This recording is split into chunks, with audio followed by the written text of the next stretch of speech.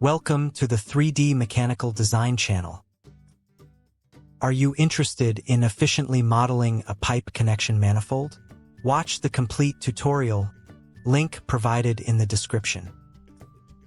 This comprehensive beginner's guide to SolidWorks Weldments covers essential techniques for designing structural frameworks, including creating both 2D and 3D sketches tailored for structural layouts, selecting and applying structural members from the SolidWorks library, utilizing the structural member feature to assemble your framework, trimming and extending members to achieve precise connections, managing corner treatments to ensure seamless joints.